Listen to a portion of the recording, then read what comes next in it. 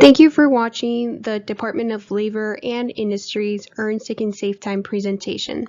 This video will review the 2024 legislative updates to Minnesota's Earn Sick and Safe Time, or known as ESST law.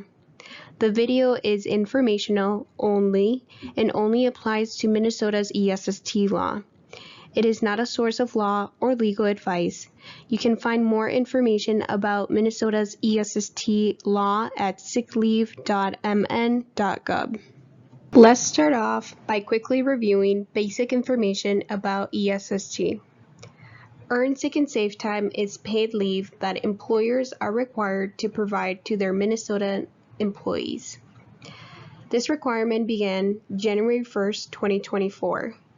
The ESST law was recently updated to clarify who qualifies for ESST, the rate at which ESST must be paid, application of ESST to other paid time off, and more. Note that most of these changes are effective as of May 26, 2024 or July 1st, 2024. One change will not be effective until January 1st, 2025. Which we will review later on this video. Who is eligible for Earned Sick and Safe Time? Minnesota's ESST law applies to a broad set of employees. Any employee who works at least 80 hours annually for an employer in Minnesota will be covered by the law, including temporary, seasonal, casual, and part-time employees.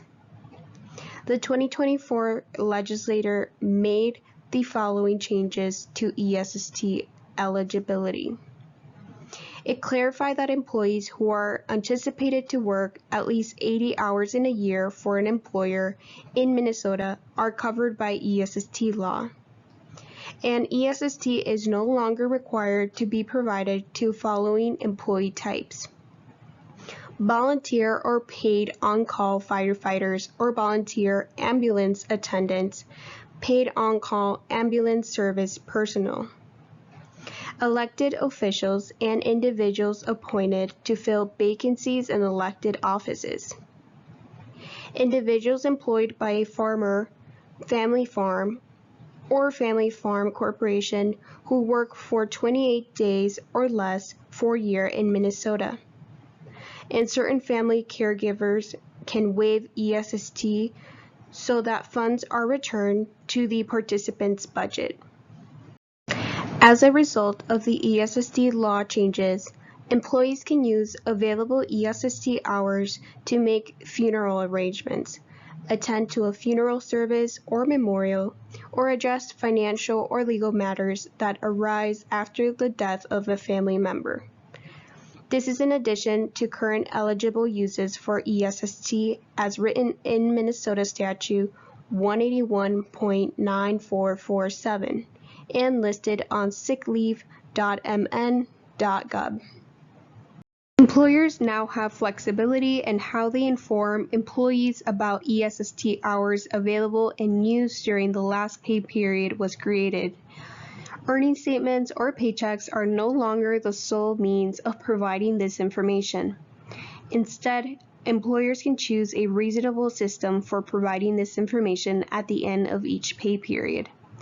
One of the methods employers may choose to provide this information would be to continue to include it on an earning statement or paycheck. If an employer provides the information electronically, they must provide their employees access to an employer-owned computer during regular working hours to review and print the information. The ESST law establishes that employees may use ESST in the same increments of time for which they are paid. Employers, however, are now not required to allow ESST use in less than 15-minute increments. For example, if an employee is paid by the quarter hour, would like to use 3 hours and 7 minutes of ESST, the employer may require that the employee use 3 hours and 15 minutes or 3.25 hours. The rate at which employees must be paid for ESST was changed from the employee's hourly rate to the employee's base rate. What does this change mean? For employees paid on an hourly basis, the base rate is the same rate the employee receives per hour of work. Employees paid on a salary basis should receive the same rate guaranteed to the employee as if they had not taken the leave. Employers are not required to include missed commissions, shift differentials, overtime, additional pay work, working specific days, bonuses, or tips as part of the base rate calculation. Starting January 1st, 2025, if an employer provides employees with paid time off or PTO or other paid leave that is more than the amount required under the ESST law for absences due to personal illness or injury, the additional PTO must meet the same requirements as the ESST hours, other than the ESST accrual requirements.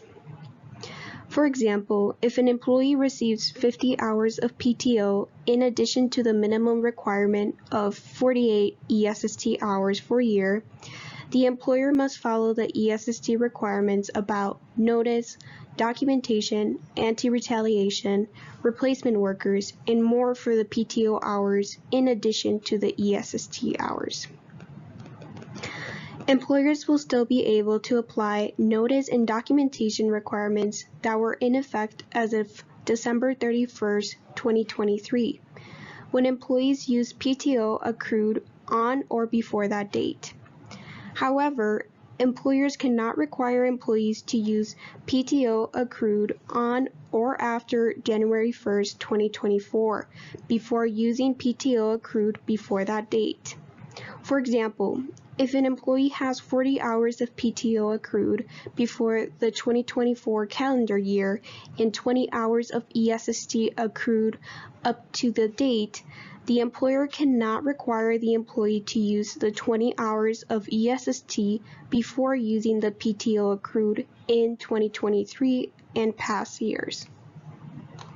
Employers of certain employees, such as firefighters, licensed peace officers, 911 dispatchers, correctional facility guards, and public employees with commercial driver's licenses, are no longer be required to provide ESST for absences related to the closure of the employee's workplace or their family member's school or care facility due to weather or public emergencies, except under certain circumstances.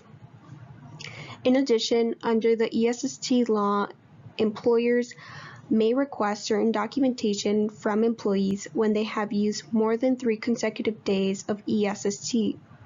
The 2024 changes clarify that this refers to more than 3 consecutive scheduled workdays. Finally, the updated ESST law aims to ensure that employees are fairly compensated for ESST they were entitled to but did not receive, and to incentives compliance with ESST regulations by imposing financial penalties on non-compliant employers.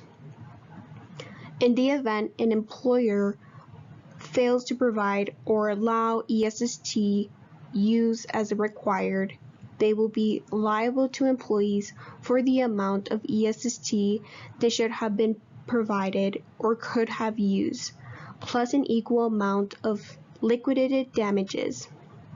In cases where the exact number of ESST hours owed is unclear, employers are liable for 48 hours each year ESST was not provided, plus an equal amount as liquidated damages. Thank you for watching. For additional information about Minnesota's Earned Sick and Safe Time law, please visit sickleave.mn.gov.